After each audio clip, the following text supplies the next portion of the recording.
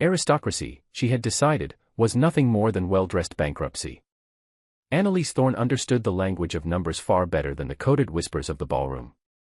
A ledger book was an honest thing, it told a story of profit or loss with an elegant, brutal simplicity. There was no subtext in a column of figures, no need to decipher a smirk or a pointedly turned shoulder. Here, however, in the glittering crush of the Marquis of Pembroke's annual gala, every glance was a transaction, every pleasantry a carefully weighed asset. She felt the weight of her own social ledger, a book drenched in red ink. The daughter of a merchant, albeit a prodigiously successful one, she was an item of questionable value.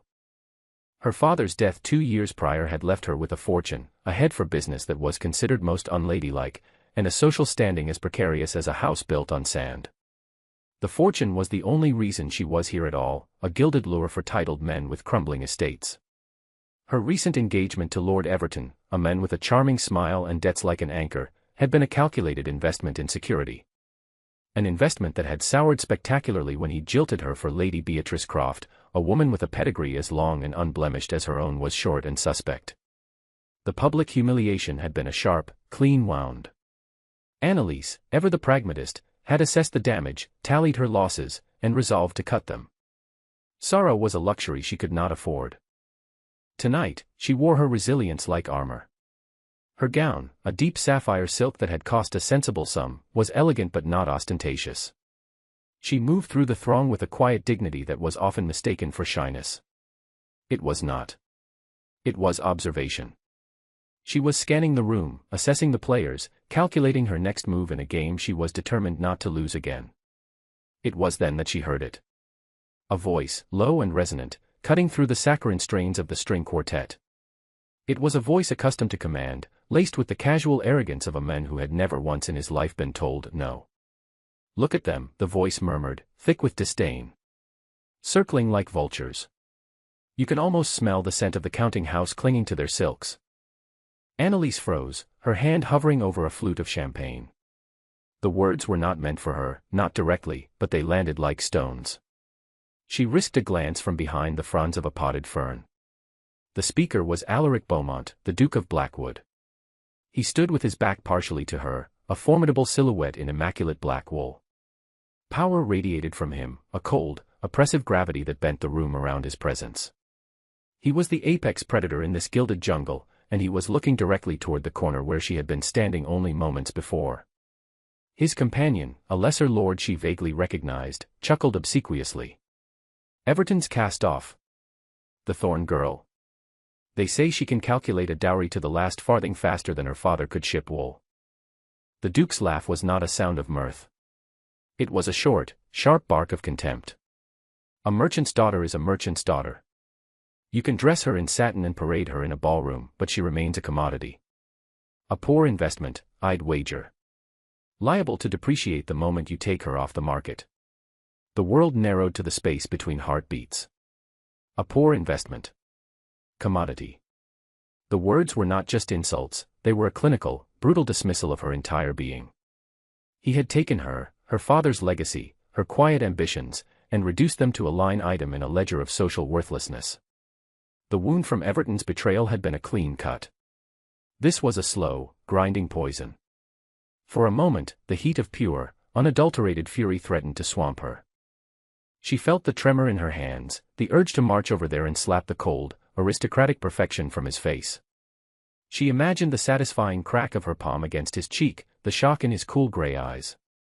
But Annalise was not a creature of impulse. Rage was an expenditure of energy, and she managed her energy as carefully as she managed her accounts. She did not spill it wastefully. She channeled it. Slowly, deliberately, she lowered her hand from the champagne flute. She straightened her spine until it felt like a rod of iron. The initial shock receded, replaced by a chilling, crystalline clarity. A cold resolve settled in her bones, solid and heavy. He thought her a commodity. A poor investment. Very well. He had just set his own valuation. It was time for an acquisition. She took a single, deep breath, composing her features into a mask of polite indifference. Then, she stepped out from behind the fern. She did not scurry away. She did not cast her eyes down. She walked, her posture perfect, her steps measured, directly into the Duke of Blackwood's path as he turned from his conversation. He stopped, surprised by her sudden appearance. His eyes, the color of a winter storm, swept over her. There was a flicker of something, recognition, perhaps annoyance at being interrupted.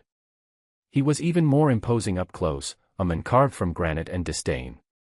The scent of expensive bergamot cologne and something colder, like wet stone, clung to him. Annalise met his gaze without flinching. Her own eyes, a warm hazel, felt like chips of ice. She held his stare for a single, charged second. Then, she dipped into a curtsy. It was not a small, deferential bob.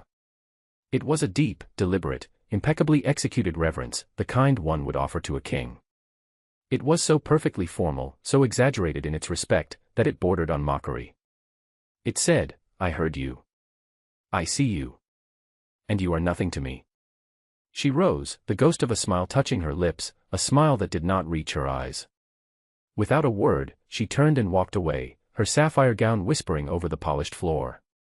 She could feel his gaze on her back, a tangible pressure. She did not look back. She made her way through the glittering crowd, her head held high, and did not stop until she was in her carriage, the cool night air a balm on her heated skin. The rage was gone, burned away and forged into something harder, sharper, and infinitely more useful. Purpose. The Duke of Blackwood had declared her worthless. She would show him, with the brutal, undeniable logic of finance, exactly what she was worth.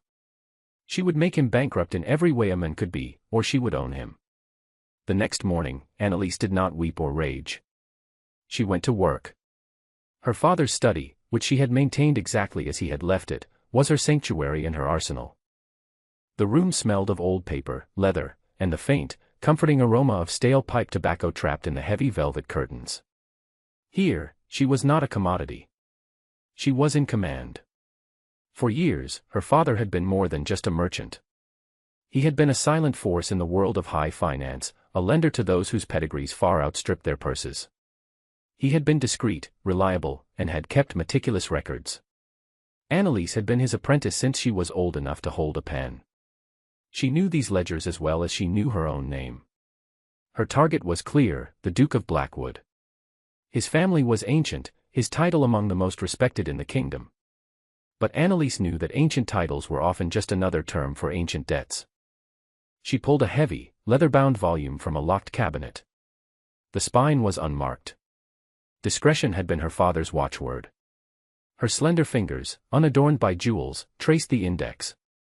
Beaumont, Alaric. Duke of Blackwood. The entry was substantial. She flipped to the designated page, her heart beating a steady, determined rhythm. It was worse than she had imagined. It was a masterpiece of financial ruin. Mortgages on 3 of his 5 estates. A massive, unsecured loan for his grandfather's disastrous foray into shipping. Another to cover his father's gambling debts.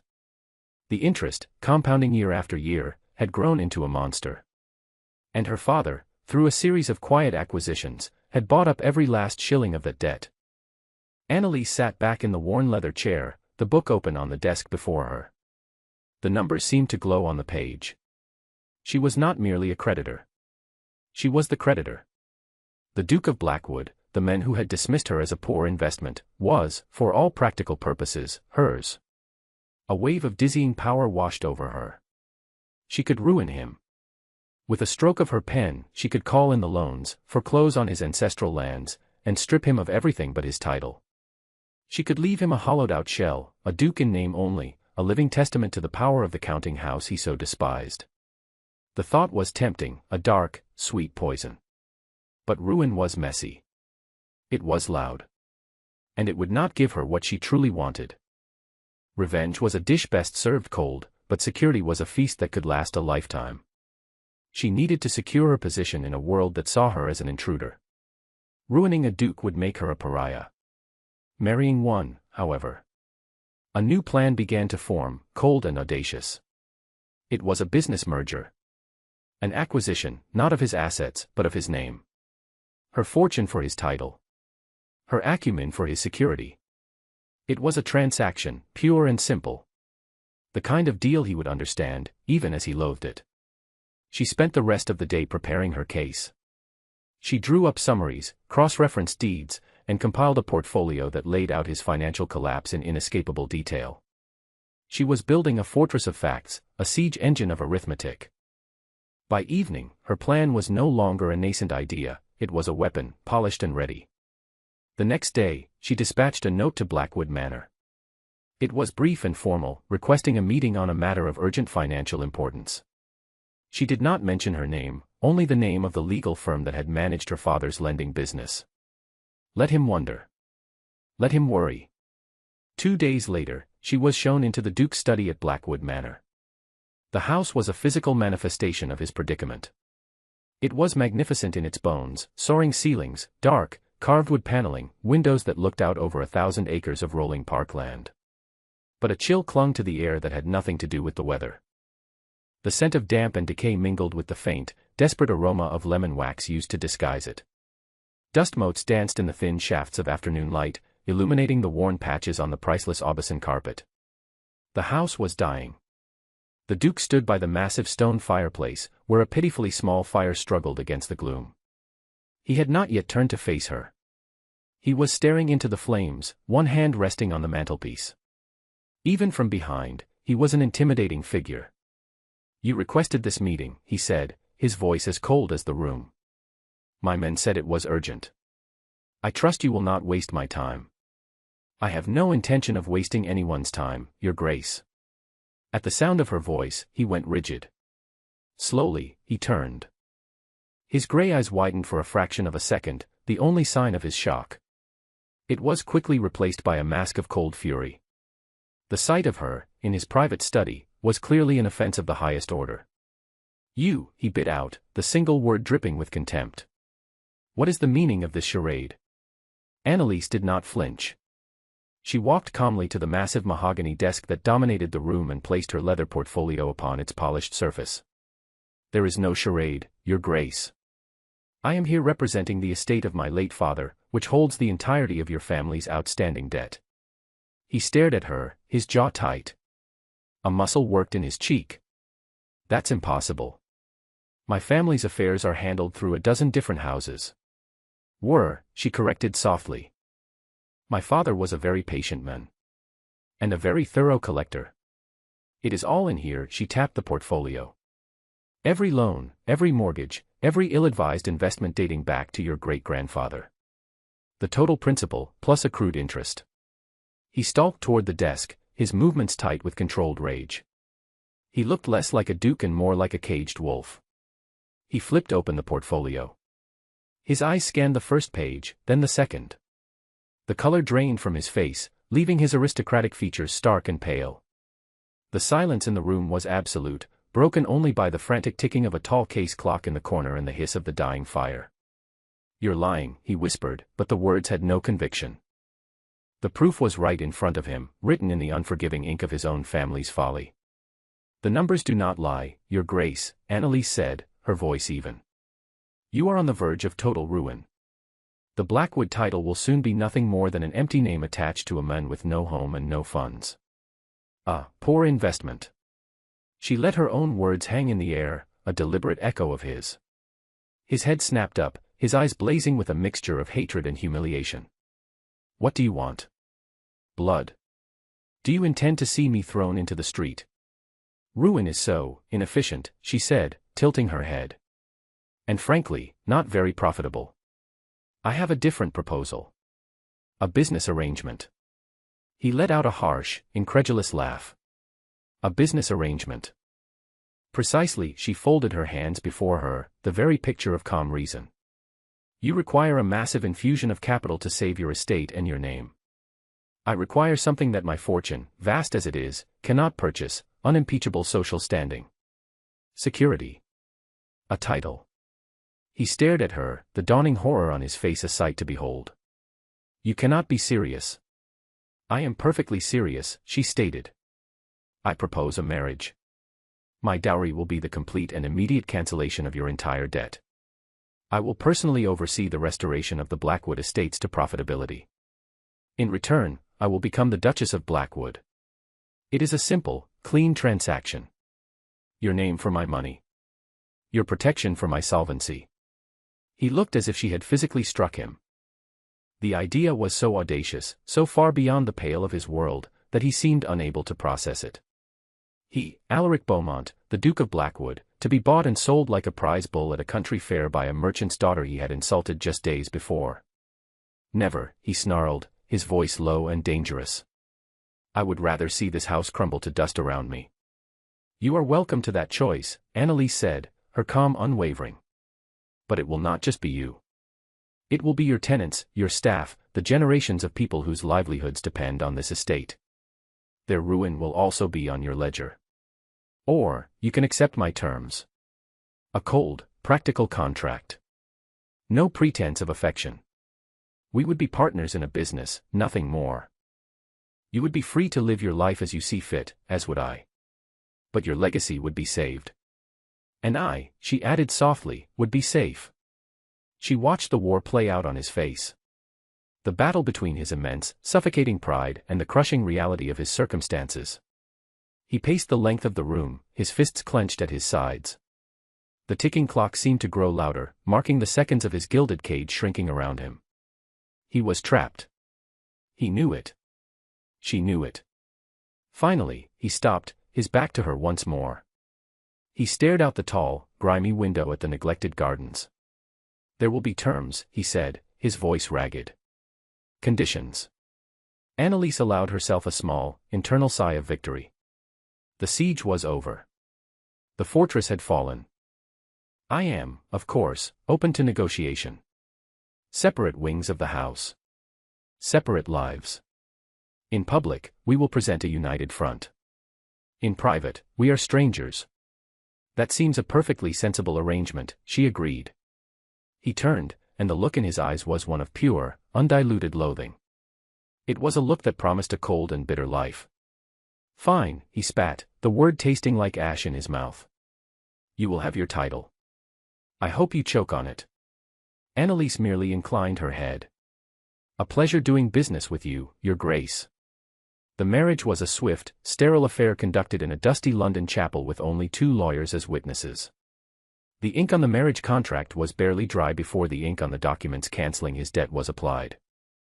Annalise Thorne was now the Duchess of Blackwood. The title felt alien, a heavy cloak she had not yet grown into. Her arrival at Blackwood Manor as its new mistress was met with a silence as thick and unwelcoming as the winter fog. The staff, loyal to the Duke and his ancient line, looked at her with a mixture of suspicion and resentment. She was the interloper, the tradesman's daughter who had bought her way into their world. Alaric, her new husband, escorted her to the threshold and no further. The East Wing has been prepared for you, he said, his voice devoid of any emotion. Your chambers are there. The West Wing is mine. I trust you will find your new accommodations adequate. He turned and walked away without another word, his footsteps echoing in the cavernous, cold hall. Annalise was left standing with her modest luggage, the new duchess in a house that was not a home, bound to a man who despised her. The air was heavy with the smell of damp stone and the ghosts of 1,000 resentments. For a moment, standing alone in the grand, decaying entrance hall, a flicker of doubt assailed her. Had she overplayed her hand? Had she traded one form of social precarity for a gilded cage, trapped with a man whose cold fury was a constant, simmering threat? She pushed the thought away. This was not a fairy tale. This was a balance sheet. She had made a calculated risk for a significant return. Now, it was time to manage her new asset.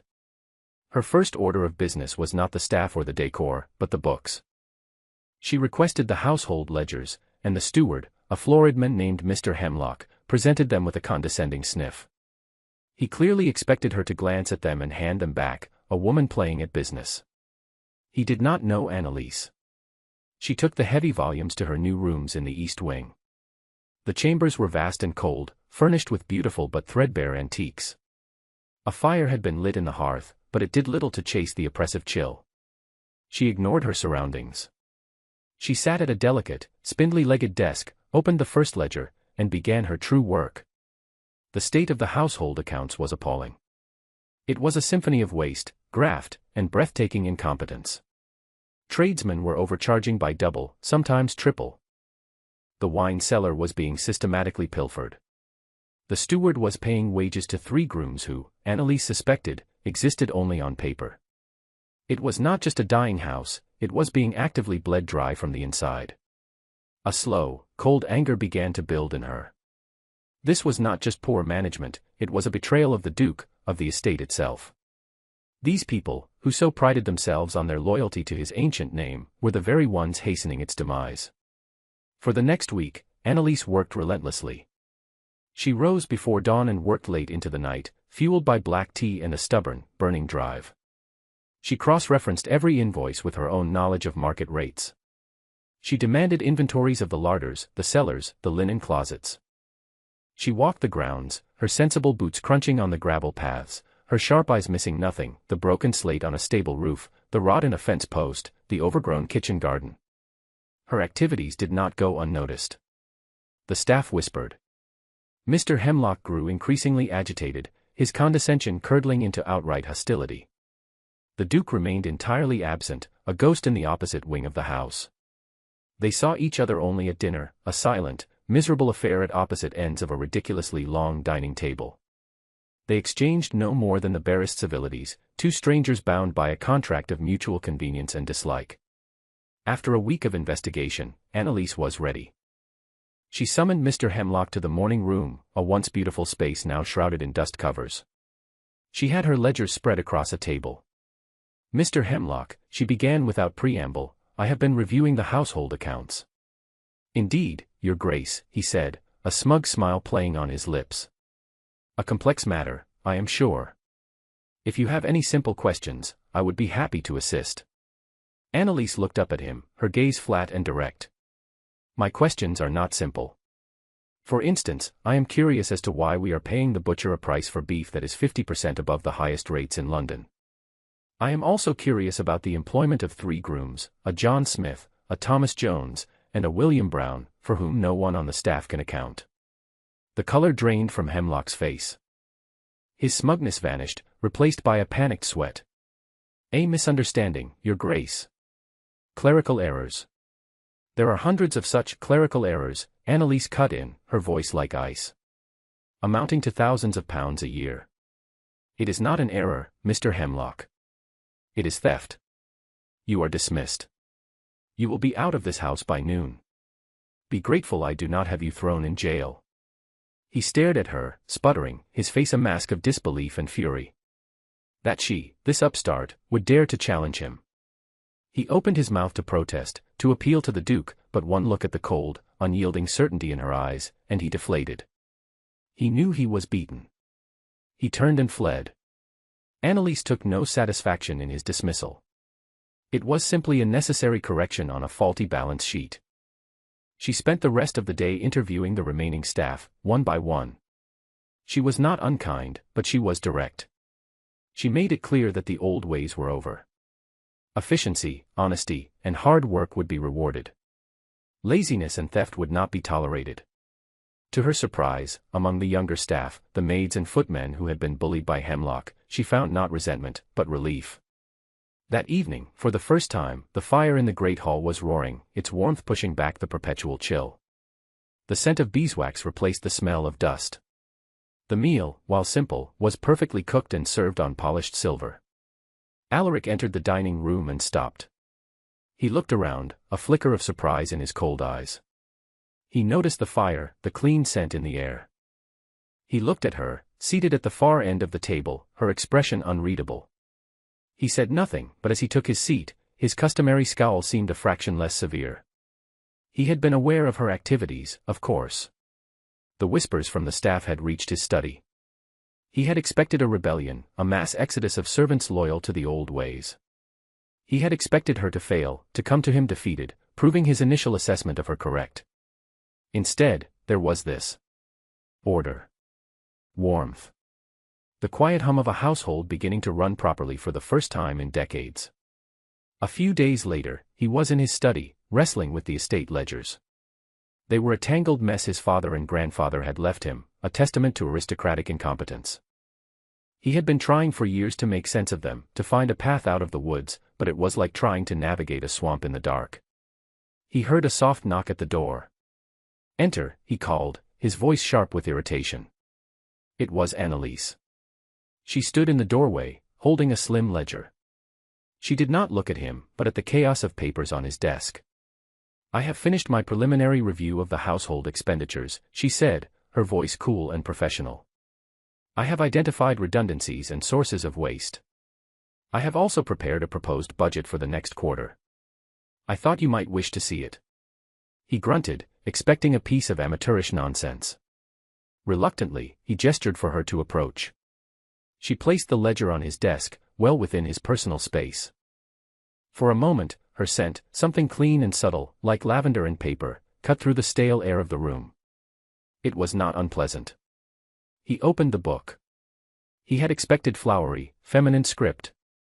Instead, the handwriting was clean, sharp, and ruthlessly efficient.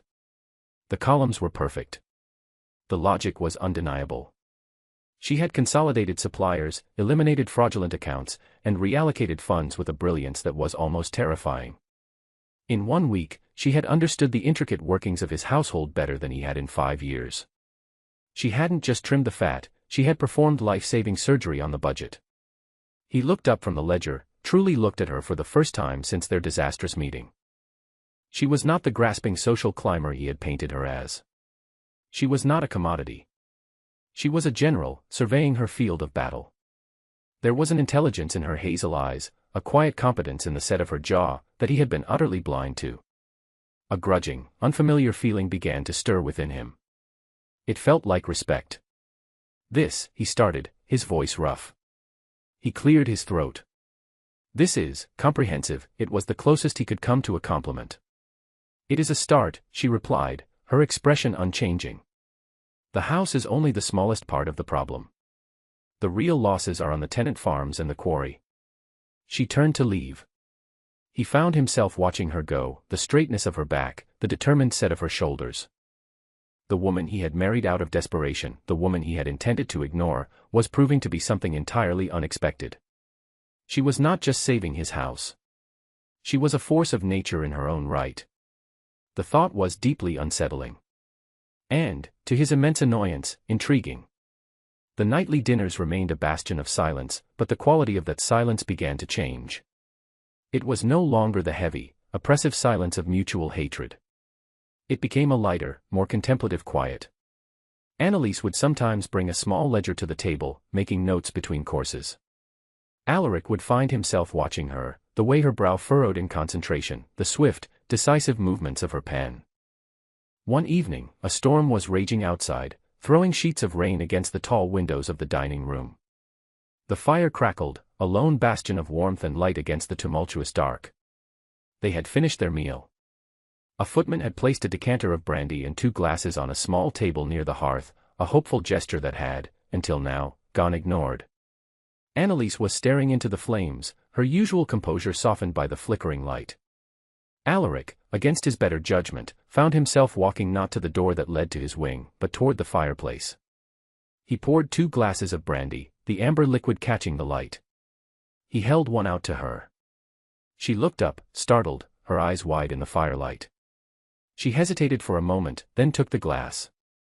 Her fingers brushed his as she took it, a brief, accidental touch of cool, soft skin against his own. He felt an unexpected jolt, a spark of warmth that had nothing to do with the fire or the brandy. He quickly withdrew his hand. "Thank you," she murmured, her voice barely a whisper. He merely nodded, taking a seat in the large wingback chair opposite hers. For several long minutes, they drank in silence, the only sounds the crackling fire and the howling wind. It was the closest they had been physically since their wedding day.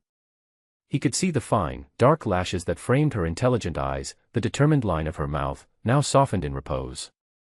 "Hemlock was a fool," he said abruptly, the words escaping before he could stop them. Anneliese looked at him over the rim of her glass. A faint, wry smile touched her lips. "He was a thief. There is a difference. A fool merely loses money. A thief steals it." Alaric considered this. "A fine distinction." "It is the most important distinction," she replied. "One is a matter of competence, the other of character." He found himself smiling, a genuine, unforced smile. It felt foreign on his face. "You sound like a general discussing her officers." "And a state is not so different from an army," she said, her gaze returning to the fire. It requires strategy, discipline, and a clear understanding of who is loyal and who is not. The conversation lapsed back into silence, but this time it was comfortable, companionable. They were no longer two enemies at opposite ends of a battlefield, but two strategists sharing a moment of quiet truce before a fire. A crack had appeared in the armor he wore so carefully. For the first time, he did not feel as though he were in the room with his jailer, but with an ally. A very capable, very surprising ally. The fragile truce forged by the fireside was shattered a week later. A letter arrived, bearing the seal of a prominent London banker, Sir Hugo Cavendish. It was a formal, merciless notice. A substantial loan, secured against the estate's most profitable tenant farm, was being called in. Payment in full was due in 30 days, or foreclosure proceedings would begin. Alaric read the letter twice, the words blurring before his eyes. This was a debt he thought he had another year to service. Cavendish had been an old friend of his father's. This was not just a business move, it was a betrayal. It was a death blow. Annalise's dowry had settled the debts her father held, but it had not touched the ones owed to others. It had been a staggering sum, but not an infinite one. There was simply not enough liquid capital left to cover this. He sat in his study, the letter clutched in his hand, the walls of the room closing in on him. This was it.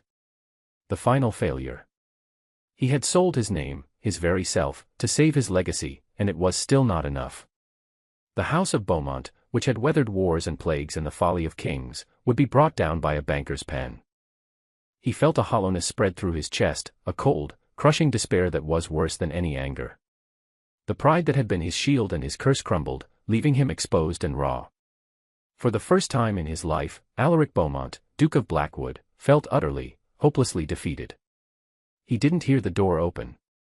He only registered Annalise's presence when she spoke, her voice soft but clear. The post arrived. I saw the seal from Cavendish. He didn't look up. He couldn't.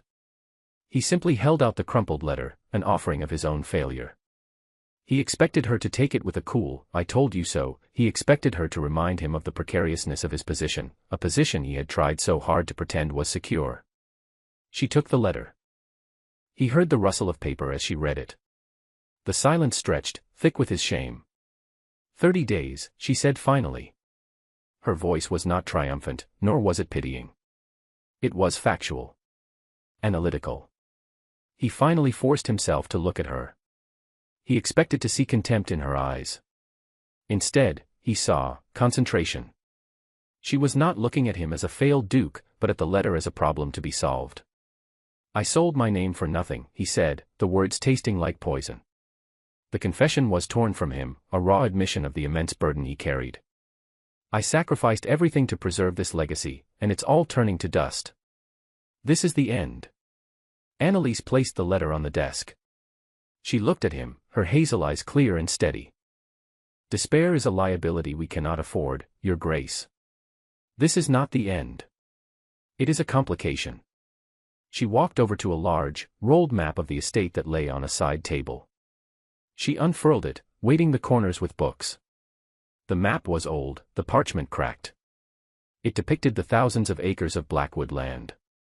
The solution is not in London, she said, her finger tracing a line across the faded drawing. It's here. We don't have the capital to pay Cavendish, so we must generate it. Generate it, he scoffed, a bitter laugh escaping him. From what? The farms are barely breaking even. The timber is worth a fraction of what we need. Her finger stopped on a remote, hilly section of the estate in the north.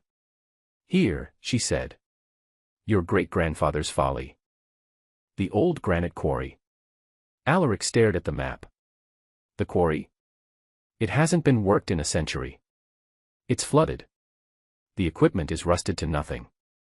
Granite is in high demand for the new government buildings in the city, she said, her voice quickening with energy. It was the most animated he had ever seen her. They are paying a premium. I read it in the financial papers last week. If the stone is of high quality, and if we can secure a contract quickly, we can get an advance. Enough to satisfy Cavendish and buy us time. The idea was so audacious, so practical. It was a solution born not of aristocratic maneuvering but of pure commercial logic. It was a solution he, with all his history and breeding, had never once considered. He had seen the quarry only as a scar on the landscape, a monument to a past failure. She saw it as an asset waiting to be liquidated. We would need to survey it, he said, the first spark of hope igniting in the cold darkness of his despair. To assess the quality of the stone. Exactly, she said, turning to face him. And we need to do it now. We don't have time to waste. For the first time, she was not his adversary or his warden. She was his ally. She was offering not condemnation, but a strategy. A lifeline. The next morning, they rode out together towards the old quarry. The weather had turned, a brooding gray sky threatening rain. They rode in silence, but it was the silence of shared purpose. Anneliese, dressed in a practical dark wool riding habit, looked completely at home on horseback. She rode with a straight-backed confidence that he was beginning to realize was central to her character. The path to the quarry was overgrown, long neglected. They had to dismount and lead their horses through thickets of thorn and bramble. The threatened rain began to fall, a cold, persistent drizzle that soaked through their coats and turned the path to mud. They were forcing their way through a dense copse of ancient oaks when a sudden, violent gust of wind tore through the trees. There was a sickening crack, a groan of tortured wood, and an immense, half-rotted oak branch, thick as a man's waist, crashed down across the path just ahead of them, blocking their way completely. Their horses shied, rearing in terror. Alaric grabbed the reins of Anneliese's frightened mare, his other hand steadying his own mount. "Easy," he soothed, his voice low and calm. The path was impassable. The branch was a solid wall of splintered wood. They were miles from the manor, the rain was turning into a downpour, and evening was not far off. "We'll have to go back," Alaric said, shouting over the wind. "No." Anneliese shouted back, her face set with grim determination. "We don't have time. We have to get to that quarry today."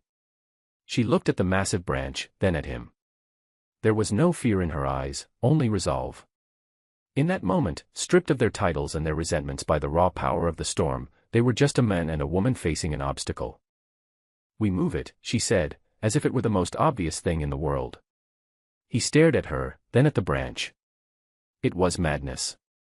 But looking at the fierce resolve on her face, he found himself nodding. "All right," he yelled. Together. They tethered the horses securely. The next hour was a blur of brutal, physical labor. They were soaked to the skin within minutes. The rain plastered her dark hair to her face and dripped from the end of her nose. His fine wool coat was ruined, smeared with mud and moss. They strained against the immense weight of the branch, their boots slipping in the mud.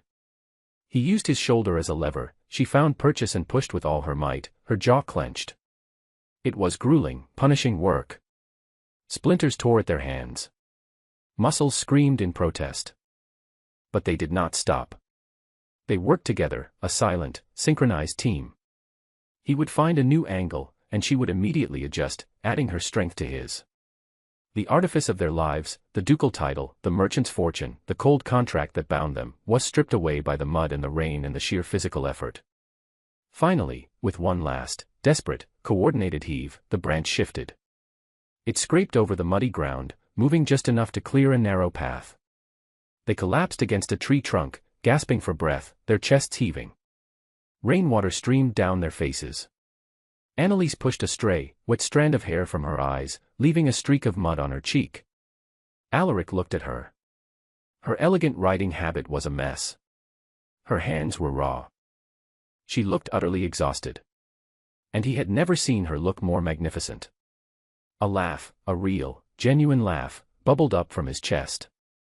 It was a laugh of exhaustion, of relief, of sheer, incredulous admiration. She looked at him, startled, and then a slow smile spread across her own mud-streaked face. "What's so funny?" she asked, her breath coming in ragged pants. "Us," he said, gesturing between them. "The Duke and Duchess of Blackwood. Defeated by a tree branch." "We were not defeated," she corrected, her smile widening. "We moved it." They reached the quarry just as the last of the daylight was fading. It was a vast, water-filled bowl carved out of the hillside, stark and beautiful in the gray twilight. Alaric, using a geologist's hammer he had brought, chipped away samples of the exposed rock face. The granite was a deep, consistent gray, shot through with shimmering flecks of quartz. It was even better than they had hoped. The ride back was slow, their horses tired, their bodies aching. The storm had passed, leaving behind a world washed clean and smelling of wet earth and pine. As they neared the manor, the first lights were appearing in the windows, yellow squares of warmth in the deepening dusk. It looked, for the first time, like a home. Back in the warmth of the great hall, a footman rushed forward to take their wet things. Alaric saw Annalise shiver, her lips tinged with blue from the cold. He saw the raw, red skin of her hands. As she turned to head toward her wing of the house, he spoke. Annalise. It was the first time he had used her given name. She stopped and looked back at him, her expression questioning. In the library, he said, his voice rough. I'll have them bring hot brandy. We have a contract to draft. Later, sitting by the library fire, wrapped in dry dressing gowns, the warmth of the brandy spreading through them, they worked. He dictated the technical specifications of the stone, she drafted the terms of the proposal, her financial language sharp and precise. As she was writing, he noticed her wince as she gripped the pen. He looked down and saw a dark, angry-looking splinter embedded in the palm of her right hand, a casualty of their battle with the branch. Without thinking, he reached out and took her hand. It was small and surprisingly soft, despite the new rawness. She tensed, startled by the contact, but did not pull away. You're hurt, he said, his voice softer than he intended. His thumb brushed over her palm, his touch gentle. Her skin was cold, and the contrast with his own warmth was startling. He held her hand, turning it to the light. The splinter was deep. Stay here, he murmured. He went to a small cabinet and returned with a pair of fine tweezers and a bottle of antiseptic. He sat on the ottoman before her chair, her hand still resting in his. This may sting, he said quietly. He worked with a surgeon's care, his large, strong fingers surprisingly deft. He could feel the slight tremor in her hand, hear the soft intake of her breath. He focused on the task, on the small point of contact between them, the world narrowing to her skin, her warmth, the faint scent of rain that still clung to her hair. When he finally drew the splinter out, she let out a small, shaky sigh of relief. He carefully cleaned the small wound and looked up at her. Her eyes were fixed on his face, her expression unguarded and vulnerable. The carefully constructed walls between them had been washed away by the storm, leaving something new and fragile in their place. He was still holding her hand. He made no move to release it. She made no move to pull it away. The protective, functional touch had become something else entirely. It was a connection, a silent acknowledgement of the shift that had occurred between them. He was no longer just the Duke, and she was no longer just the merchant's daughter. They were Alaric and Annalise. And in the quiet warmth of the library, with the ghosts of their shared ordeal still clinging to them, that felt like everything. The Blackwood annual ball had, for generations, been the pinnacle of the local social season. This year, it was something more. It was a statement. The successful reopening of the quarry, and the massive contract Annalise had secured, had sent a shockwave through the county.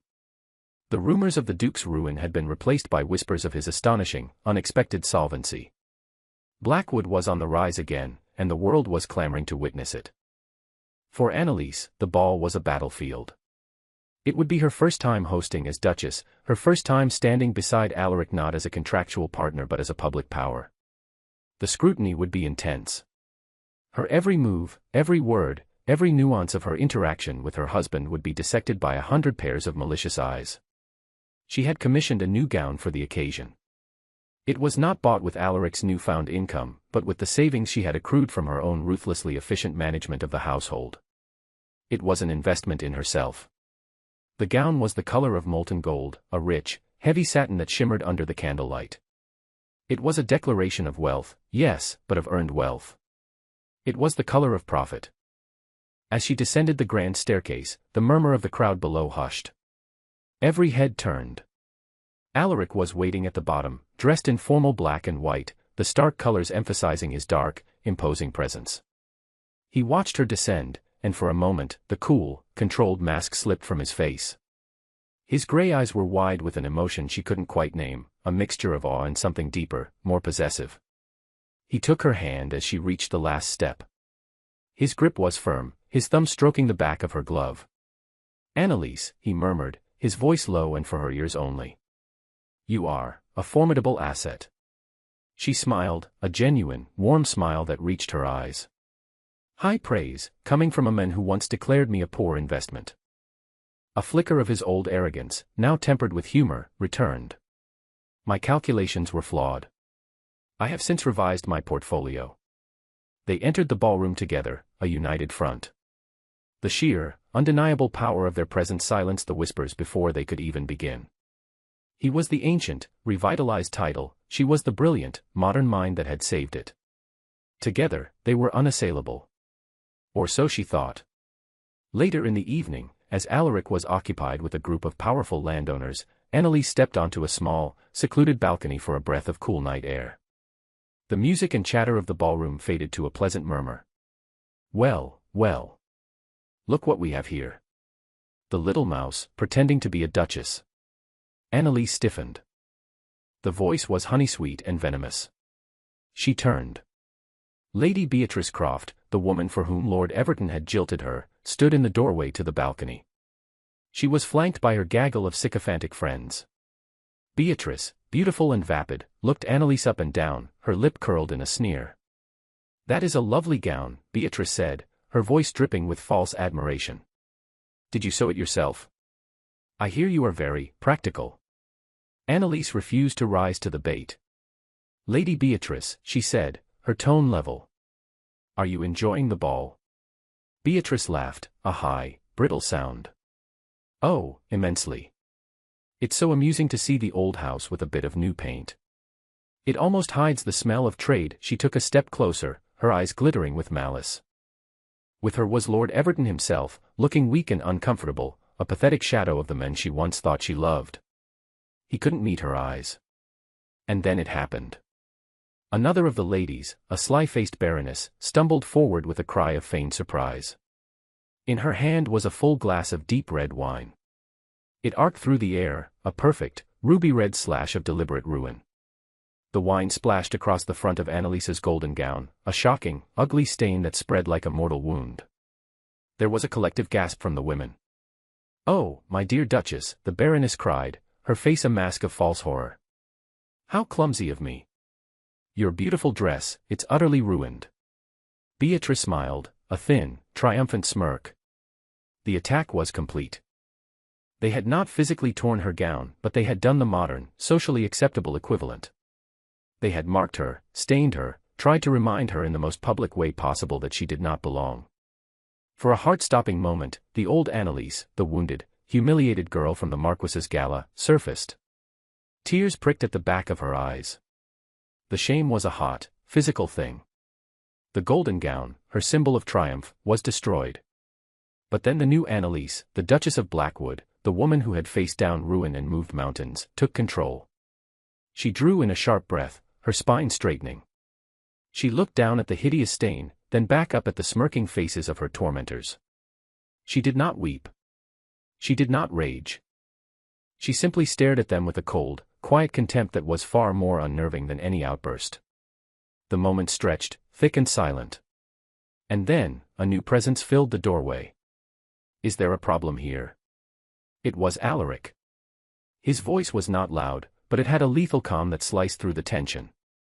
The entire ballroom behind him seemed to have gone silent, every guest straining to see the drama unfolding on the balcony.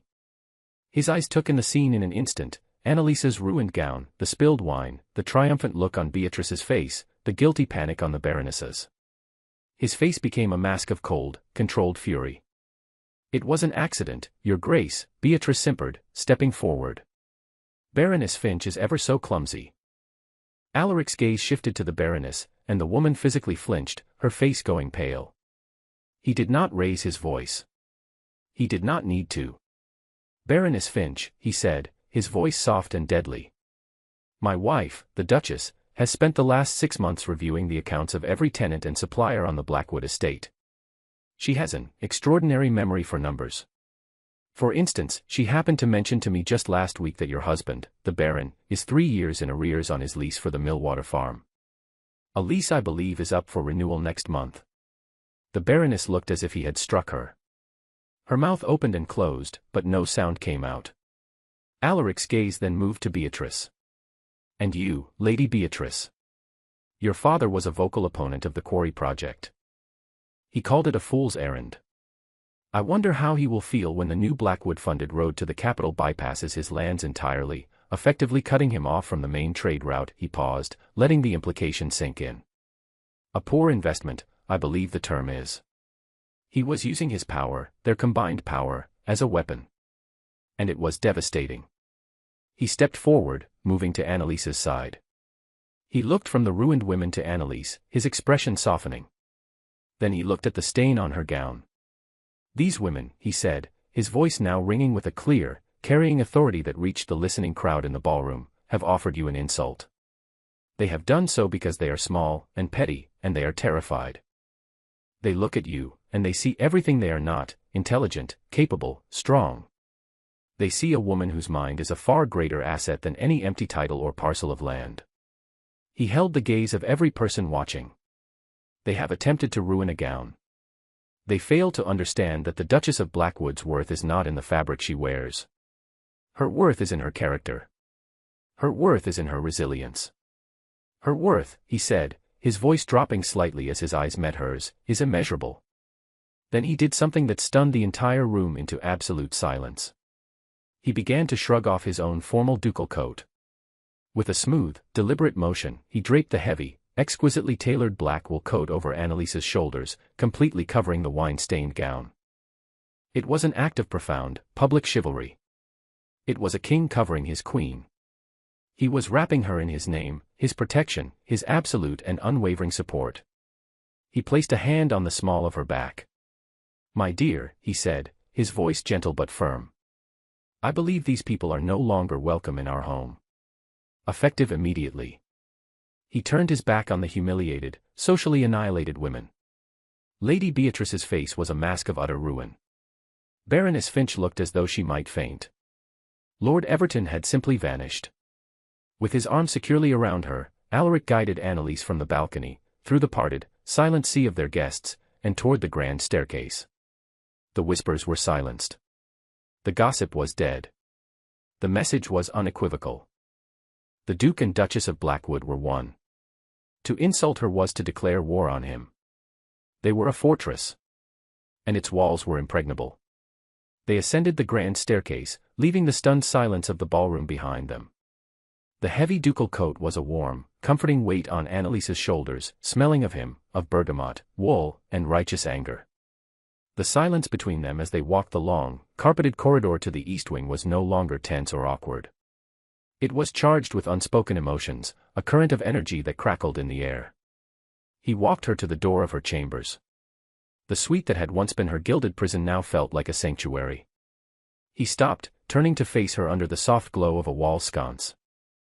The adrenaline of the confrontation had faded, leaving them both emotionally exhausted but inextricably bound together. "Are you all right?" he asked, his voice low, his gray eyes searching her face. She nodded, clutching the lapels of his coat. "Thank you," she whispered. It felt like an inadequate word for what he had done. He hadn't just defended her, he had vindicated her. He had used his power not to crush her, as she had once feared, but to lift her up. He reached up, his hand gentle, and brushed a stray curl from her temple. His fingers lingered for a moment against her skin. "They are fools. I will not have you treated with anything less than the respect you are owed." He then looked down at the heavy coat still draped around her. With a slow, deliberate motion, he reached for the collar. "Let me help you with this." He carefully slid the coat from her shoulders. The act felt symbolic, as if he were removing the heavy mantle of his public role, shedding the armor he had just worn for her. He tossed it onto a nearby chair. His gaze fell to the diamond and sapphire necklace at her throat, the famous Blackwood sapphires, a heavy, ostentatious piece that had been part of the Duchess's regalia for centuries. It had felt like a beautiful yoke all evening. "And this," he murmured, his voice husky. He stepped closer, his hands moving to the back of her neck. His fingers were warm against her skin as he fumbled with the intricate clasp. The gesture was incredibly intimate, far more so than their shared ordeal in the storm. Here, in the quiet of her private space, it was an act of gentle, personal care. She stood perfectly still, her heart hammering against her ribs. She could feel his breath on her hair, smell the clean scent of his skin. The air between them was thick with everything they had not said, every resentment that had melted away, every spark of respect that had grown into a flame. The heavy necklace came free. He held it for a moment, then placed it on a table, the jewels clattering softly against the wood. Another piece of the public facade, removed. He did not step back. He stood before her, his eyes dark and intense. "Annalise," he began, his voice rough with emotion. "That first night, at the Pembroke ball." "What I said," he shook his head, a look of profound self-disgust on his face. "There is no excuse. But I need you to know the reason." He took a deep, shuddering breath. "I was drowning. The weight of my father's failures, my grandfather's, it was crushing me. I looked at you, and I saw competence. Confidence. You represented a world of commerce and capital that was swallowing mine whole. And I was terrified. And I was jealous." The confession was raw, stripped of all his ducal pride. "What I said about you, it was not about you at all. It was about my own failure. My own fear. I am sorry." Tears welled in her eyes, but this time they were not tears of humiliation. They were tears of a deep, profound emotional release. "And I," she confessed, her voice thick, "I married you for a title. For security. It was a transaction. A cold entry in a ledger." "And is that what it is now?" he asked, his voice barely a whisper. She looked up at him, at the men who had stood as her champion, the men who had worked beside her in the mud, the men who had just laid his soul bare before her. "No," she whispered. "It is not." He raised a hand, his thumb gently wiping away a tear that had escaped and traced a path down her cheek. His touch was electric. He leaned in slowly, giving her every opportunity to pull away. She did not. She leaned into his touch, her eyes fluttering closed.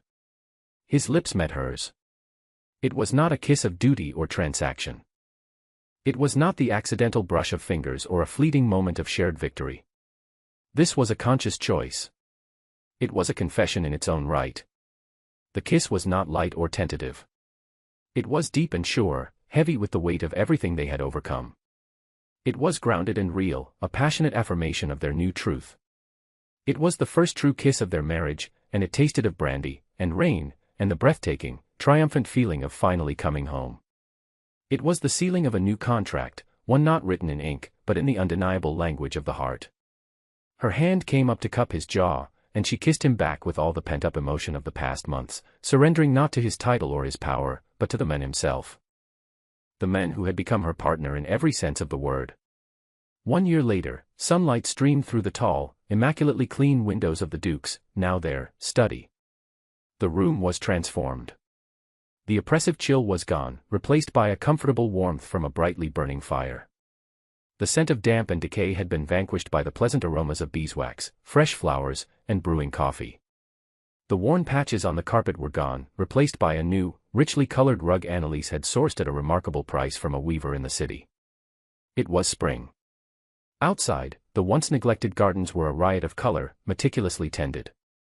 The sound of birdsong mingled with the distant, rhythmic clang of hammers from the estate's newly repaired stables. Blackwood Manor was no longer a ruin, it was a thriving, vibrant heart of a prosperous domain. Annalise sat at the large mahogany desk, but she was not alone.